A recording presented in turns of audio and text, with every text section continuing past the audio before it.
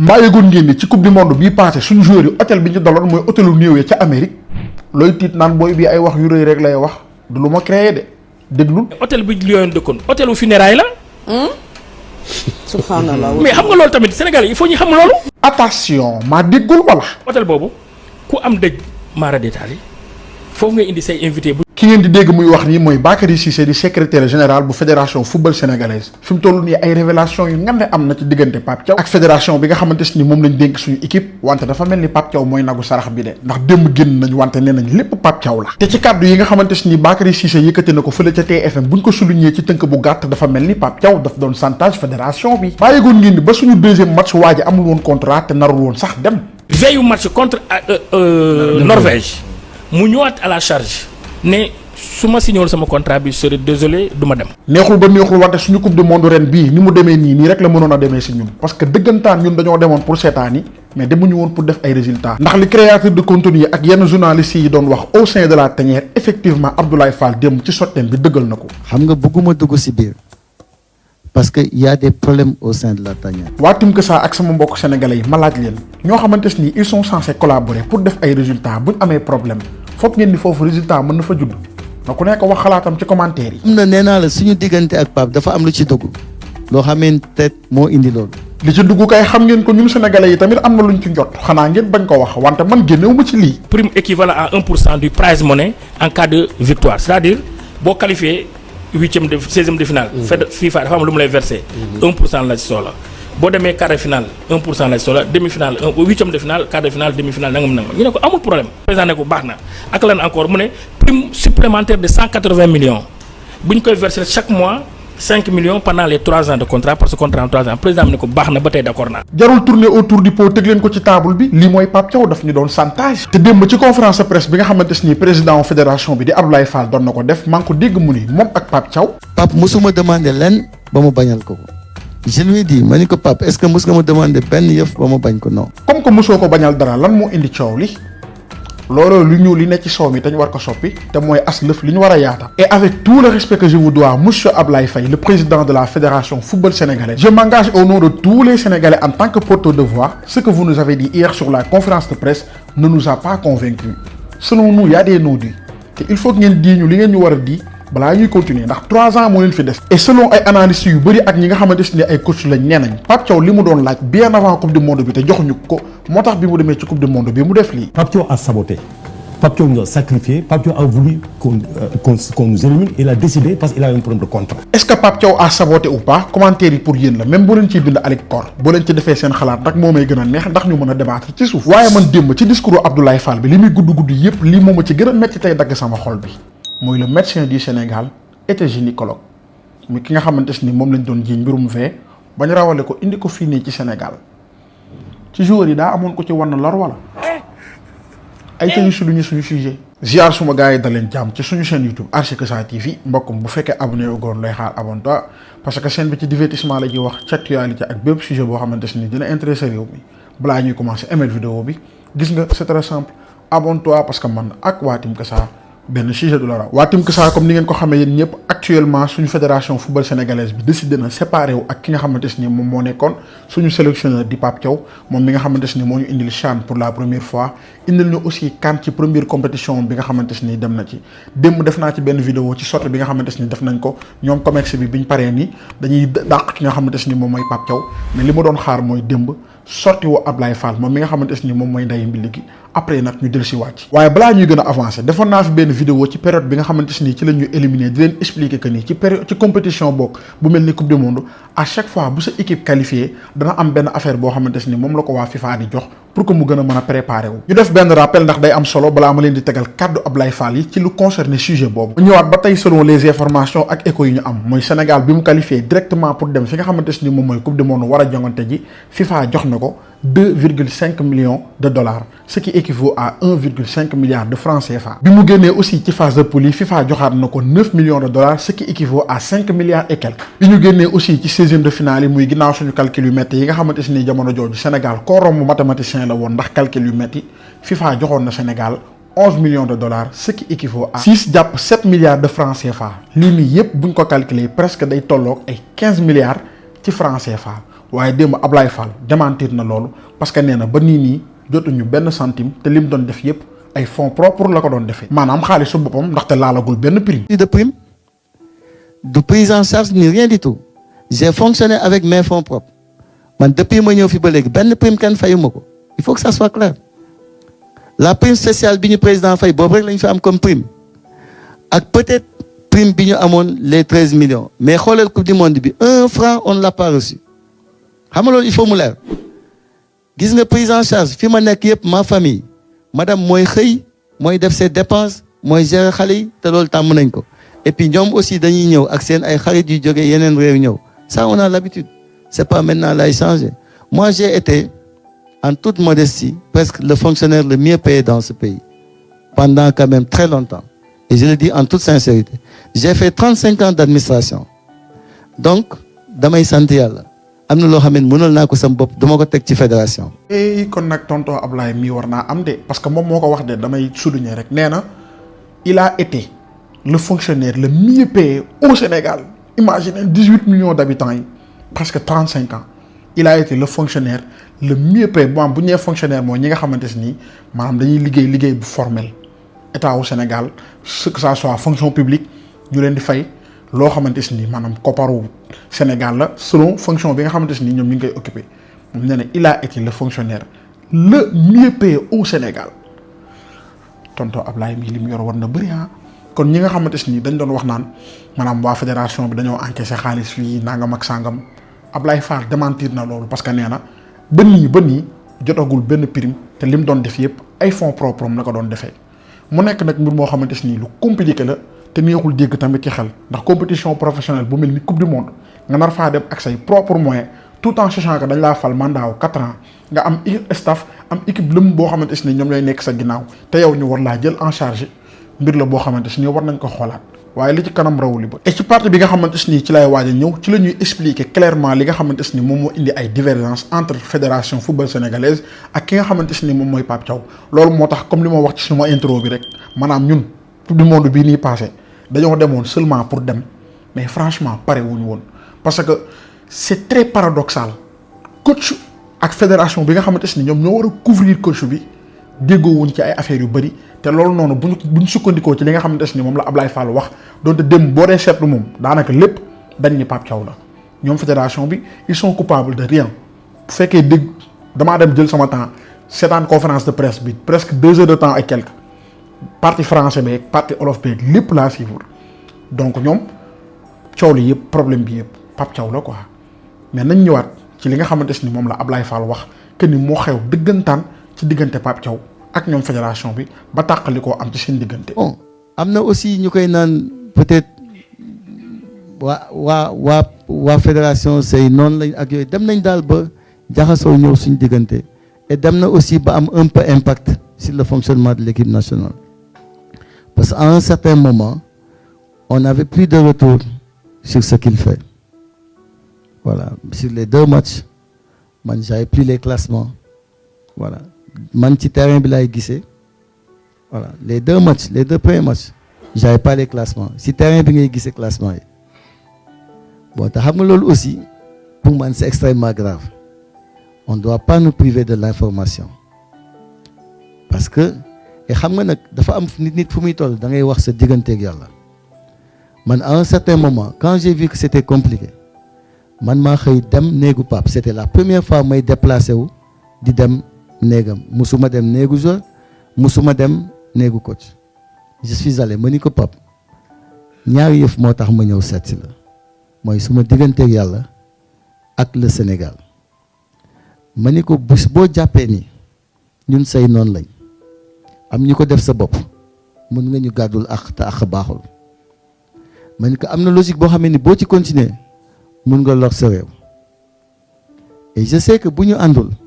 am ay relations yoo xamee ni amuñu ko même dans la coordination c'est difficile ñu am ndam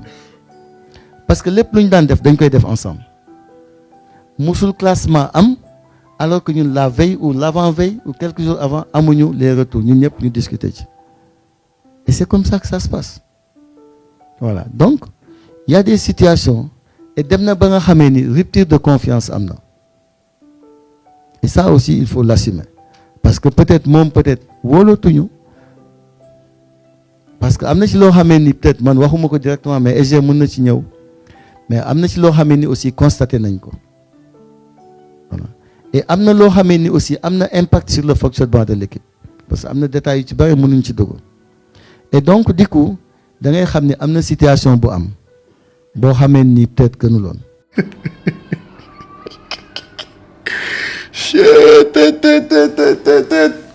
non bay maam c'est fédération bi la ngeen di def nii non muy fédération bi muy Pape Thiaw muy yéen ñëpp yéen la ngeen di def nii en fait la ngeen di def nii lii il ne s'agit pas de vous quoi affaire yi du ay mbiiloo mbaaloo wala teg pion bi tegg pion bi non non il s'agit de tout le Sénégal il s'agit de 18 millions jàpp 19 millions de personnes football li mu mën a def ba tey nii sax boo quand tu y penses en fait sa xol bi dafay jeex yéen pendant que ñun ñi ngi fii nii di rayante suñu xol yi di jeex ñii réeruñu ñi am ci ñoo xamante yow jour bi nga xamante ni éliminé nañu ñaata ñoo ci crise dem hôpital est-ce que amul sax ay nit yoo xamante ni génn nañ ci àdduna ñaata nit ñoo jooy ay magum jëmm ay borom sikkim ñoom doom ñaata business ñoo ci taxaw ñaata nit la bés boobu à partir de bés boobu noonu seen ceeb niinatul ñaata nit nekkati yéen a ngi doon lijjanti lii quoi ay non mais non wax leen ñu leneen waaye président non wax ñu leneen lu bokkut ak lii nii parce que là il ne s'agit pas de vous il ne s'agit pas de Pape Thiaw il s'agit de tous les Sénégalais léegi ok Pape Thiaw il est responsable yéen la mooy seen responsable dans tout ça tout en sachant que yéenay couvrir Pape Thiaw maanaam bu fekkoon ab kër la yéenay borom kër yi parce que yéenay jox Pape Thiaw soog leen a rendre compte te imagine leen dafa am benn wax boo xamante ni c'est paradoxal ñun ñëpp xam nañ ni classement wu équipe bi maanaam 11 type bi nga xamante ni ñoom ñoo war a jouer selon match bi nga xamante ni moom la ñu war a jouer ci journée bi mais dañ koy publier 1h30 avant match bi comment ça se fait que nga ni ci terrain bi nga koy yéegee quand même fi Sénégal dëkk lañ boo xamante ni dañ xam football fi booy bu ndaw ngay jël mu lay wax lu nekk ci football donc li xew ci biir fédération bi dañ ko lijjanti parce que yéen leen fi dese dafa bëri te bu fekkee problème yi saafarawul léegi nii mooy suñ match yi wala boog suñ équipe bi nga xamante ni moom lañ yore nii ñàkk nañ sens yi ñu naroon a am ci football à jamais te loolu noonu waruñu ko seetaan xeexu Sénégalais yépp la war a nekk. balaa ñuy dem waa Team Kessa foog naa ne kenn dootu leen présenter kii mooy Tongone gàtt te bëri njariñ lool sëñ Moustapha Mbacke loo wax. Moustapha Mbacke la ma ñëwaat di leen présenté waat seen garab gi nga xamante ne moom yéen ñëpp xam ngeen ko muy cant gi muy garab gu ama am solo ba solo si foo ko takk weesu na dama ne réew mi xaw ma ñuy jaay garab yëpp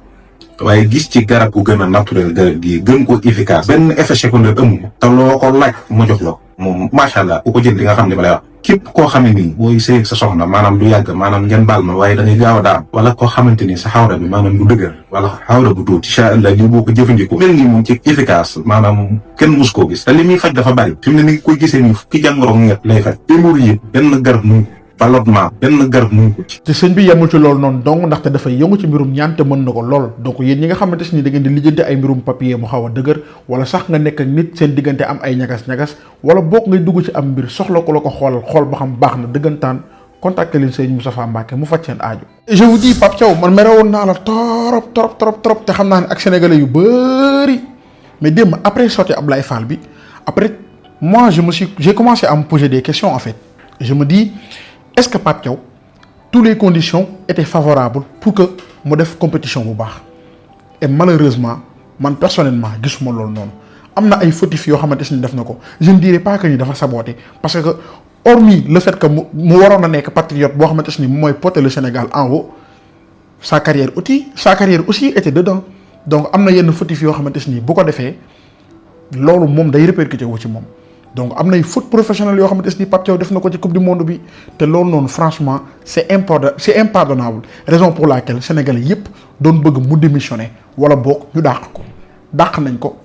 mais dàq bi tey na xel de te dina gën a tey seen xel bu leen dégloo li Ablaye Fall waxaat ci li nga xamante ni mooy seen diggante ak Pape Thiaw ba tey. suñu diggante ak Pape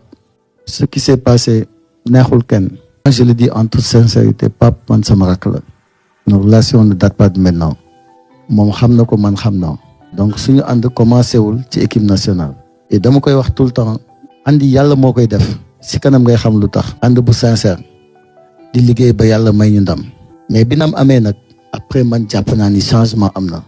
parce que contrat bi man musul nekk problème suñu diggante ak Pape et dinaa si revenir dina ma permettre aussi ma wax ci tuuti. xam nga avant fin d'année bi lañ ci njëkk a waxtaan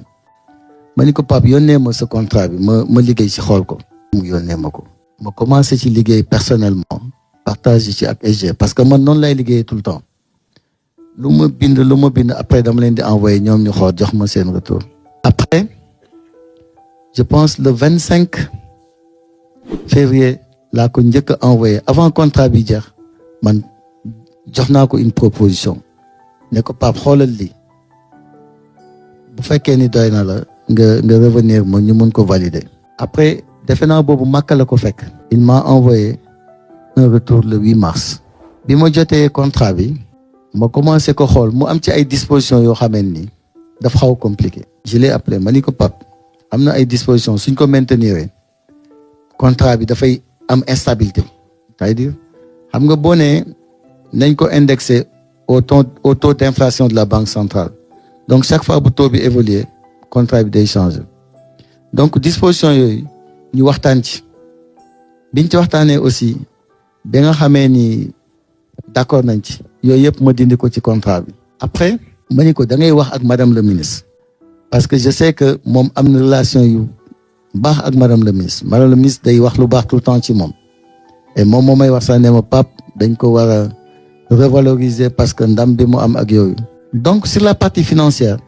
fédération du mooy fay entraîneur état moom moo koy fay. foofu nag yi nga xamee ni toog nañ ba un certain moment amul retour mu envoyé ma message. le dernier salaire de Aliou Cissé. moom la ñuy basé wu mu ngi nii pour les dispositions financières je vous demande de vous référer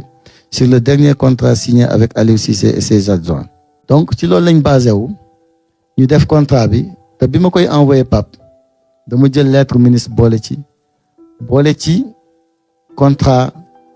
Aliou Cissé yónnee ko mais bi ma ko yónnee Pape n'était pas satisfait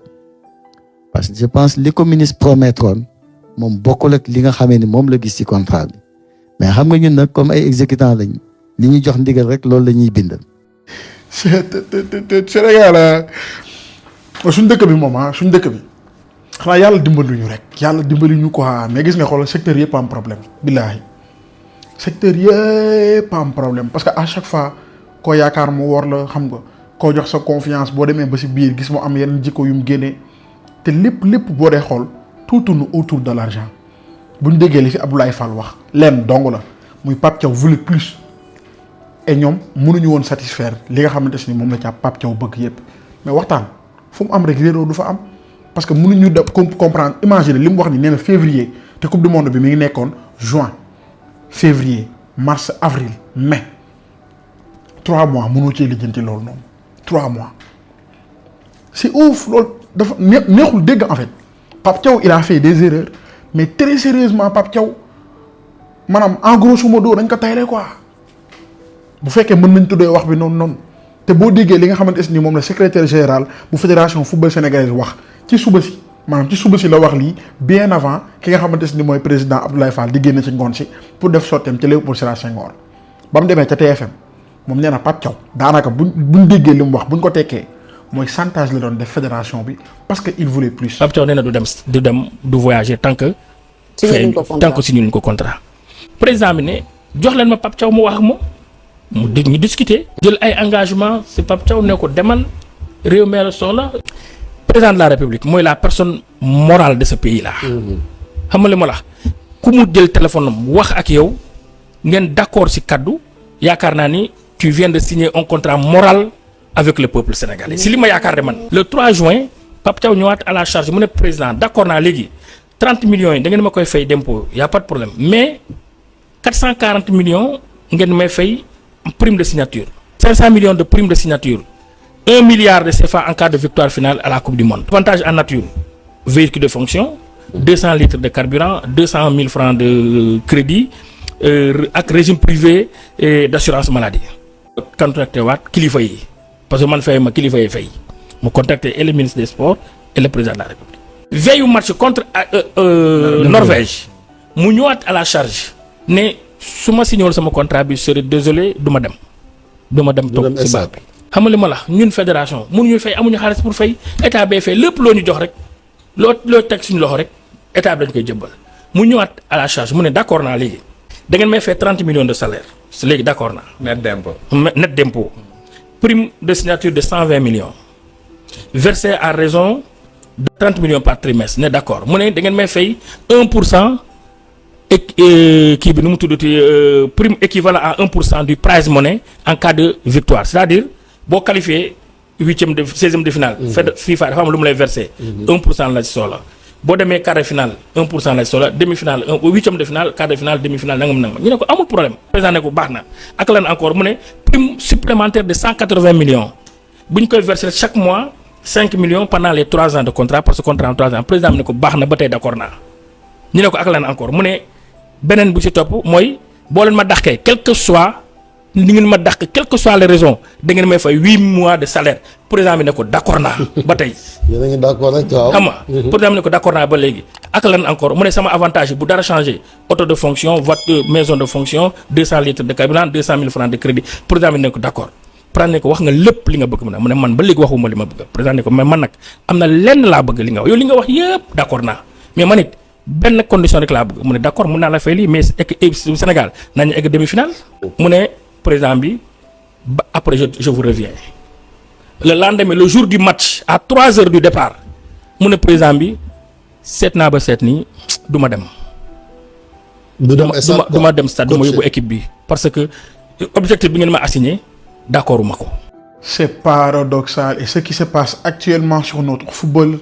franchement c'est très grave et il faut que ñu lijjanti ko une bonne fois pour toutes parce que comme ni ma leen ko waxee woon fédération football sénégalaise bi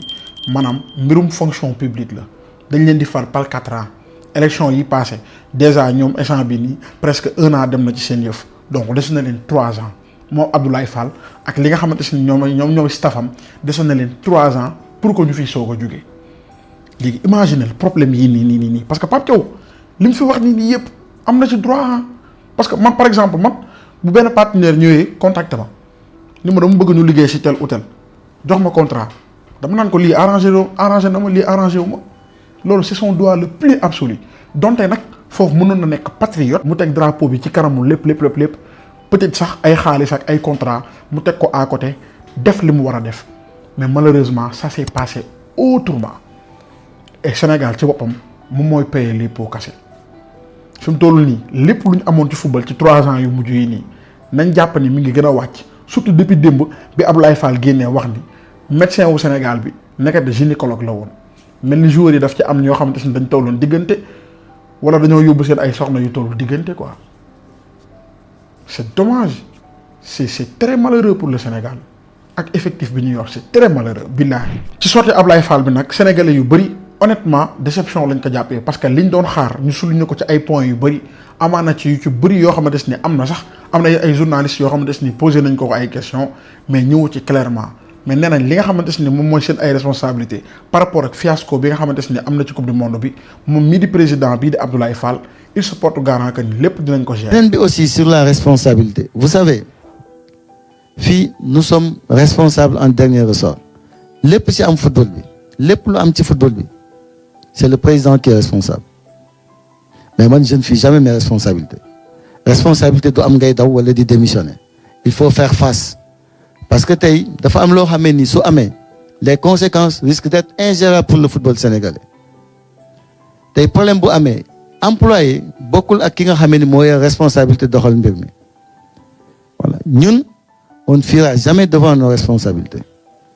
et lépp lu mu war a jël comme mesure dinañ ko jël incha allah. parce que boo xoolee boo xoolee gis nga xam nga milieu football mais milieu football y a une chose milieu football excusez-moi Bakary milieu football c'est un milieu très démocratique kenn du la may dara boo xoolee suñu réunion yi ça se fait de façon très démocratique li ñu war yëpp wax dañ koy wax mais lu ñu war a jubbanti aussi dañ koy jubbanti gis nga tey dans l'environnement de l'équipe am na lu bari jubbanti nañ ko c'est des résistances parce que ñi nga àndal peut-être bëgguñu loolu mais c'est le prix à payer pour que ñu atteigne la performance donc bu ñu jógee ci lii di ngeen gisaat yeneen changement dans l'environnement dans l'attelage ak même dans le fonctionnement de la fédération. ñoo ko déggandoo de président Abdoulaye Fall moom mi nga xamante si nii moom moo jiite fédération football sénégalaise ci 3 ans yi ñu jëm promettraat nañu encore ay changements mais jamono jii nii sénégalais yi ngeen xam ko ngeen ñàkk koo xam ngeen dégg ko ngeen ñàkk koo dégg wala boog ngeen di tëx-tëxlu la majorité ci sénégalais yi bëggatuñ leen gis yéen en tant que fédération football sénégalaise xaw ma nag loolu nu muy demee te man jàpp naan du nekkul luy saafarawu maanaam que ñuy bëgguñu leen man leer na ma ne ñoom ñoo fiy toog ci 3 ans yi nii di ñëw donc nag même bu fekkee da ngeen fiy toog ci 3 ans yi nii di ñëw dimbali leen ñu ngir yàlla war a suuli suñ football bi décollage bi nga xamante ni mi ngi nekkoon di ko am maanaam boo leen mënta yokk ci affaire yi gains pour que mu gën a jay gën a tàkk non bu leen wàññi suñ ay matt quoi te Pape Thiaw instant bii nii génnal def sa génnal lu mu tudd def sa conférence de presse parce que yenn sénégalais yi nga xamante ni dañoo gàtt xel ba mel ni archi wala ñi nga xamante ni dañuy dégg tëll rek damm na dañuy foog ni lépp fautif bi yëpp yow la te buñ déggee sotti yi nga xamante ni SG bi def na ko ak ki nga xamante ni moom mooy Abdoulaye Cissé ak ki nga xamante ni moom mooy Abdoulaye Fall bii di seen président coow li yëpp nee nañ Pape Thiaw la est-ce que tamit dañu wax lépp Pape Thiaw la parce que dañoo wax foog ni Pape Thiaw du génn nekkul kuy démentir wala kuy wax ça reste à voir mais man moo doon maay yow dinaa génn wax dëggantaan yi mbir yi demee ndax version wu fédération bi dong lañ dégg mais ba tey déggaguñu version wu coach bi nga xamante ni moom mooy Pape Thiaw wala kenn koo xamante ni moom moo ko jege. li may tëjee nag mooy conseil bi nga xamante ni Mame Balla jox na ko ki nga xamante ni moom mooy Pape Thiaw à mourir de rire. na filmer compteur am nay rouge. ne dem ci may gay di lekk. waaw bu ñu ne kii ñu ne bu ne gars yi fay ñu. nañ ko fay moninam de dédommagement xool keneen waaw bu jëree mu jël ay avocat yu dégg lan yu mën a wax xam nga avocat mi moo di jël El Hadj Diouf merci beaucoup bu la met El Hadj Diouf wecc bu la met El Hadj Diouf wecc waatim que ça tey nag question bi ma leen di laaj mooy ak information yi nga xamante ni yëpp dajaleel naa leen ko fii muy sotti yi nga xamante ni fédération football sénégalaise def nañ ko parce que ci week-end bi nii jàpp lënd bi moom wax dëgg fa yàlla ñoom def nañ ay sorties yu bëri tas nañ ci média yi am na ñu dem RTS am na ñu dem TFM gin seen démb sortie bi nga xamante ni def nañ ko muy li ma doon souligner selon vous ba nii kan ngeen di jox tort fédération football sénégalaise wala ki nga xamante ni moom mooy Pape Thiaw seen réponse yi ci commentaire yi bu leen fàtte aimer la vidéo maximum partage leen ko ba mu di gën a yaatu commentaire yi aussi pour yéen la que ça.